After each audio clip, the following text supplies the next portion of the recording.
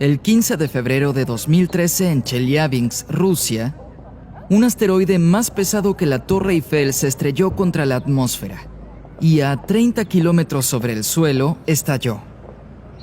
Este violento suceso fue más brillante que el Sol, pero sucedió tan alto en el cielo que no fue oído hasta 90 segundos después de la explosión, lo que hizo que el desastre fuera peor.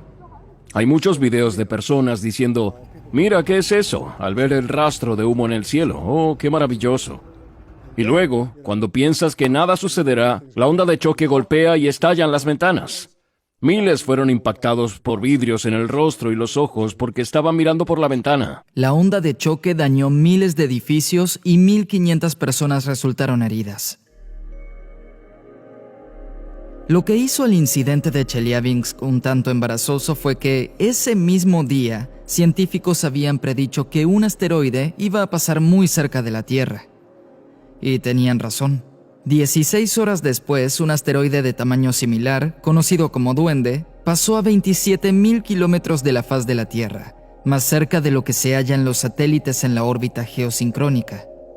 Pero aunque habían predicho correctamente este acercamiento, fallaron completamente en ver el asteroide que explotó sobre Rusia. Y la realidad es que esto sucede todo el tiempo. No somos tan buenos en detectar asteroides antes de que nos impacten. Desde 1988, más de 12,000 asteroides de más de 1 metro han colisionado con la Tierra, y de ellos, solo se detectaron 5 antes de su impacto. Nunca con más de un día de anticipación. Con toda nuestra tecnología y los telescopios que hay en la Tierra, incluso con los del espacio, ¿por qué nos cuesta tanto detectar asteroides peligrosos antes de que impacten? ¿Cuántas chances hay de que un gran asteroide nos impacte y elimine la mayor parte o toda la vida en el planeta? Y si detectáramos a uno acercarse, ¿qué podríamos hacer?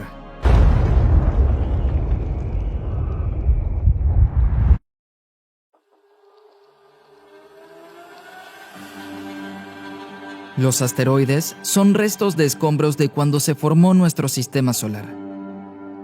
Hace 4,500 millones de años, rocas y polvo espacial se unieron y fundieron, formando protoplanetas. Dentro de ellos, elementos pesados, metales como el hierro, el níquel y el iridio, se hundieron hasta su núcleo. Esto dejó minerales más livianos y silicatos en la superficie. Algunos de estos protoplanetas se convirtieron en los planetas que conocemos hoy.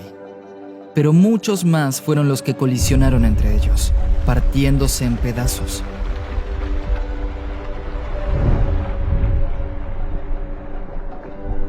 Estos pedazos siguieron orbitando alrededor del Sol, impactando entre ellos y partiéndose en fragmentos aún más pequeños. Estos se convirtieron en asteroides. Por eso algunos son rocosos, conjuntos de rocas pequeñas como arenilla llamadas cúmulos de escombros. Y otros, desde los núcleos planetesimales, son mayormente metálicos. Este es un meteorito de hierro. Esencialmente es un trozo del núcleo de un cuerpo planetario pequeño, de un planeta pequeño, que se formó hace 4,500 millones de años de manera disociada, por lo que el material del núcleo se escindió, y esto fue partido en trozos en una colisión con otro asteroide. Es lo más antiguo que verás jamás. La mayoría de los asteroides tienen órbitas estables entre Marte y Júpiter, en el cinturón de asteroides principal, pero algunos se han acercado mucho más a la Tierra. Estos son conocidos como objetos próximos a la Tierra. Son los que más interés nos generan por la amenaza que representan. En su último libro, Stephen Hawking consideró que el impacto de un asteroide es la mayor amenaza para la vida en la Tierra. Pero encontrar asteroides es difícil por muchos motivos. En su mayoría son captados por telescopios ubicados en la Tierra. Se toma una secuencia de fotografías, 1, 2, 3, 1, 2, 3, 4, y buscas un punto que se haya movido. Y está en movimiento porque está orbitando alrededor del Sol, mientras que los objetos más lejanos como las estrellas o galaxias no. Pero tienes que observar con atención. Los asteroides no son tan grandes. Su tamaño varía de unos metros a kilómetros. Y en la vasta expansión del espacio, las rocas con esas medidas no son tan visibles, y aún así hasta las más pequeñas pueden hacer daño. El meteorito de Chelyabinsk tenía solo 20 metros de diámetro, casi el largo de 2 autobuses escolares. Además, los asteroides son rugosos y oscuros. Solo reflejan alrededor del 15% de la luz que los impacta. Así que nuestra mejor chance para verlos es cuando están totalmente iluminados por el Sol. Por eso, más del 85% de los asteroides cercanos que hemos detectado fueron encontrados en los 45 grados del cielo directamente opuestos al Sol. Esto se llama el efecto de oposición y significa que tal vez existan más objetos cercanos a la Tierra potencialmente dañinos que aún no han sido detectados. Cualquier asteroide acercándose desde la dirección del Sol será indetectable. Esto es exactamente lo que sucedió con Chelyabinsk. Hasta el momento hemos detectado y catalogado 1 millón de asteroides, de los cuales la gran mayoría están en el cinturón de asteroides principal. Pero 24,000 de ellos son objetos próximos a la Tierra, y en ellos debemos mantener una especial atención, ya que incluso una vez que has detectado un asteroide, es difícil predecir si va a impactar a la Tierra. Si descubres un objeto y solo tienes información de unos días, no puedes predecir su dirección, ya que tomas un pequeño arco de movimiento para predecir cómo continuará en el futuro. Necesitas observaciones a través de años y años. Pero aún con las observaciones perfectas, existen límites fundamentales acerca de cuánto puedes predecir de su futuro. Eso sucede por varios efectos. Uno de ellos es que no están simplemente orbitando al Sol sin ninguna otra influencia. Todos los planetas tienen su gravedad y todos los planetas la ejercen sobre los asteroides cercanos a la Tierra. Por eso pueden cambiar su órbita significativamente. Es algo que se llama caos dinámico, que significa que luego de determinada cantidad de tiempo no sabes dónde estará el asteroide. En la práctica quiere decir que no podemos ver qué pasará de aquí a más de 100 años. La máxima anticipación con la que puedes predecir con algo de precisión dónde se encontrará un cuerpo es de unos 100 años. Y esto es muy importante, porque sabemos con seguridad que si alguno nos impactase, los resultados serían dramáticos. Este es el cráter de Barringer en Arizona. Debe su nombre al ingeniero en minería Daniel Barringer, quien fue el primero en sugerir que había sido formado por el impacto de un meteorito. La versión que predominaba hasta la década del 50 era que había sido creado por actividad volcánica. Pero Barringer estaba convencido de que se debía al impacto de un meteorito de hierro. Así fue como en 1903 solicitó una concesión de minería y comenzó a excavar buscando el meteorito metálico, que él creía que valdría más de $1,000 millones de 1903. La gente se motiva por el dinero, ¿verdad? Así que pensaron, ¡hey, podemos obtener hierro gratis! Y comenzaron a excavar en la base del cráter, pero no encontraron nada. Luego comenzaron otras exploraciones y esto se mantuvo por décadas. Excavaron hacia los costados, ya que alguien sugirió que había caído desde un ángulo, lo cual es cierto. Y tal vez el hierro no estaba debajo del centro, sino debajo de su borde, y excavaron alrededor de sus paredes. Si vas allí, aún se ve lo excavado, pero no encontraron nada. Lo que no notaron es que cuando tienes un impacto a alta velocidad, no es como lanzar una piedra contra una pared de ladrillos, donde dejaría un agujero y quedaría allí o rebotaría.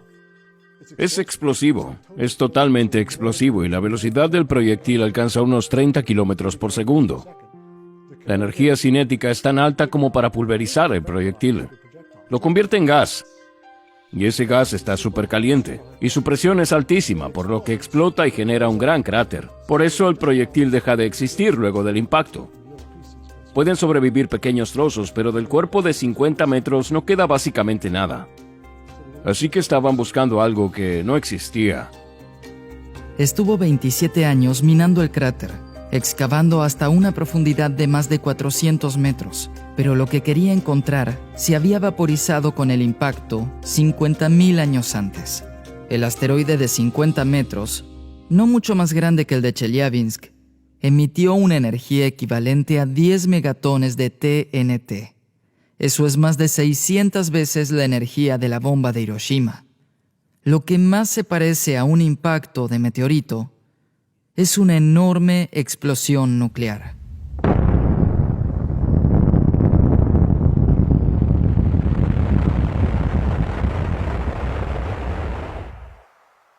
Este es el tamaño real del cráneo de un tiranosaurio Rex, y pensé, esto es algo tan genial que debo tenerlo, así que compré al T-Rex. Los dinosaurios fueron exterminados por un asteroide de 10 kilómetros que impactó hace unos 65 millones de años. Así que por encima de un tamaño crítico que tal vez sea de algunos kilómetros, lo que impacte libera tanta energía que tiene un efecto global.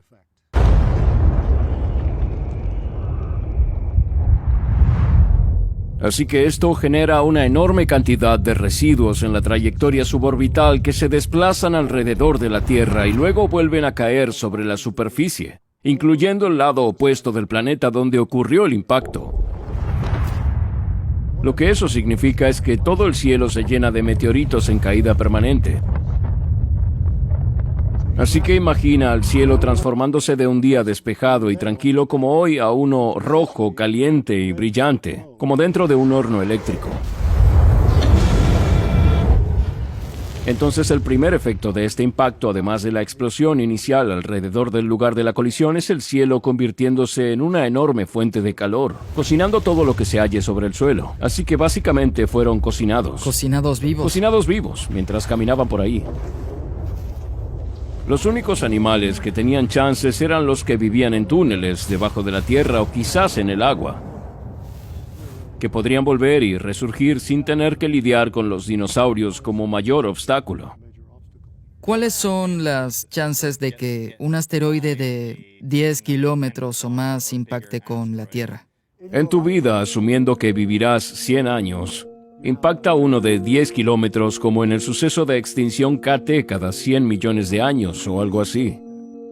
Entonces la probabilidad de tener uno así en un año es de 1 en 100 millones. Tienes una chance en 1 millón de morir por un asteroide de 10 kilómetros, pero como sabemos que no hay asteroides de 10 kilómetros con una trayectoria que coincida con la de la Tierra en los próximos 100 años, tus probabilidades de morir de esa manera son en realidad 0. El trabajo que ya se ha hecho ha reducido las chances de 1 en 1 millón a 0. La buena noticia es que no habrá un evento como el de la extinción de los dinosaurios en nuestras vidas. Sin embargo, hay exponencialmente más asteroides de tamaños más pequeños. Por cada asteroide de 10 kilómetros hay alrededor de 1000 asteroides de 1 kilómetro, que también son capaces de generar mucho daño. Los de 1 o 2 kilómetros son capaces de generar daño local, pero de gravedad. Eso significa que en lugar de extinguir la vida en todo el mundo, destruiría el equivalente de un país europeo como Francia o Alemania, para mencionar 2 de mis favoritos. Se destruirían esos países solo con el impacto de un cuerpo de 1 o 2 kilómetros. ¿Conocemos todos los cuerpos de 1 o 2 kilómetros que podrían impactarnos? Creemos que sabemos del 90 y tanto por ciento de ellos. Quizás el 98% de esos cuerpos han sido identificados y conocemos sus órbitas y podemos hacer predicciones razonables para los próximos 10 años acerca de dónde estarán. Parece que estaremos bien por el momento, pero ya sabes, ¿qué sucede con aquellos que tienen apenas menos que 1 kilómetro? ¿Qué sucede con los de 800 metros? Esos serían tremendos si nos impactaran. Y aquí es posiblemente donde se encuentra la mayor amenaza de los asteroides. Algunos cientos de metros de tamaño alcanzan para destruir una gran ciudad, pero no es suficiente para poder localizarlos a todos aún. Hay muchísimos proyectiles de 100 metros que no estamos detectando, y estos son tan grandes como para causar un daño importante dependiendo de dónde impacte. ¿Podría destruir una ciudad? Sí, derrumbaría los edificios, causaría un enorme incendio, y si impactara con el suelo, lanzaría material al aire que volvería a caer sobre la superficie y lloverían sobre la ciudad a altas velocidades, lo que podría destruir una zona de 100 kilómetros alrededor del impacto. ¿Y esto podría suceder mañana? Bueno, podría. Sí. Si observamos un gran asteroide acercándose, ¿hay opciones? Es decir, ¿podríamos hacer algo al respecto? ¿Qué podríamos hacer? ¿Qué medidas podríamos tomar? No hay nada que podríamos hacer. Estuve en un comité que evaluó eso hace 10 años. Bien, ¿qué podríamos hacer? Una opción sería hacerlo estallar. Es la opción estándar. No sabemos si funcionaría. Incluso teniéndolo allí, si pudiésemos hacerlo explotar sobre la superficie o bajo la superficie, no es claro cómo lo haríamos, ya que usualmente cuando haces estallar algo, sus fragmentos se alejan, se expanden. pero no tan velozmente, y luego la gravedad los atrae nuevamente, para lo que se volvería a formar como un cúmulo de escombros, además de quizás haber sido un cúmulo originalmente, lo cual es probable por sus impactos previos. Así que realmente no sabemos mucho sobre hacer estallar un cúmulo de escombros. Otra idea era la posibilidad de adherir menos violentamente un cohete al asteroide para intentar desviarlo hacia un costado. En vez de hacerlo estallar, empujémoslo suavemente hacia un lado, generando que se desvíe y no impacte con la Tierra. El problema es que cuando haces los cálculos, ninguno de los cohetes que tenemos es capaz de empujar lo suficiente. Deberías mantener el cohete adherido por siglos para que surta efecto en el movimiento del asteroide, y no sabemos cómo lograrlo. Recuerda que es un cuerpo en rotación, así que olvídate de las bombas y de los cohetes. Para la ablación de su superficie, es decir, hervir su superficie con un láser, no tenemos láseres tan poderosos y probablemente tampoco podamos hacerlos tan poderosos como para disparar desde la Tierra. Tendríamos que acercarnos al objeto, lo cual es aún más difícil. La idea de poder envolver el asteroide en láminas de aluminio es otra idea interesante. Puede ser una buena idea, quizás la mejor, pero sigue sin funcionar porque no sabemos cómo implementarla. No hay manera de lanzar al espacio suficiente aluminio como para envolver un asteroide y cambiar sus propiedades radiativas, lo que cambiaría la dirección del asteroide. La verdad es, para ser honestos, que no tenemos aún una manera de desviar un asteroide de 1 kilómetro. Que podría destruir un país. Sí, sencillamente no sabemos. ¿Y de 10 kilómetros? Es absolutamente 1000 veces más imposible. Cuando discutimos esto, tuvimos muchas buenas ideas. Podríamos hacer esto y lo otro, y ninguna funcionó. Regresamos a la idea más básica de todas. Quizás si pudiésemos descifrar dónde impactaría el asteroide, sobre qué ciudad explotaría, podríamos evacuar esa ciudad. Y luego nos fijamos en la historia de la evacuación de ciudades y vimos casos donde quizás tenían una semana de aviso de que un huracán iba a azotarlos e inundar la ciudad. Pero la evacuación tampoco funcionaría. La razón es muy simple. Para el acceso de una ciudad no hay tantas autopistas. Si tienes millones de personas intentando salir por una autopista, con el primer auto que se avería, se bloquea esa salida. Y así instantáneamente tienes a millones de personas intentando salir de la zona de impacto que no podrán porque todos los caminos estarán bloqueados. Así que, incluso la evacuación de la ciudad, que es posiblemente lo más prometedor que podríamos hacer, sería extremadamente difícil por la cantidad de personas involucradas. Lo que yo creo que cualquier persona razonable concluiría es, hagamos por ahora lo que podemos hacer primero. Busquémoslos, hagamos los estudios, construyamos los telescopios, coloquémoslos en el espacio. Eso sería una contribución enorme para entender la amenaza que suponen los asteroides. Y luego, cuando encontremos un objeto específico que aparenta ser especialmente peligroso, podremos concentrarnos en él, podremos concentrar todo lo que tengamos en él y podremos comenzar a pensar seriamente con una motivación real las maneras de desviarlo. Bien, si estás preocupado de que un asteroide cause el fin del mundo, déjame tranquilizarte. Hay muchísimas otras potenciales catástrofes mundiales resumidas en este mapa de catástrofes hecho por mi amigo Dom de El Dominio de la Ciencia. Así que si quieres ver cuál de estos escenarios horribles es más probable que cause nuestra destrucción, te invito a ver su video.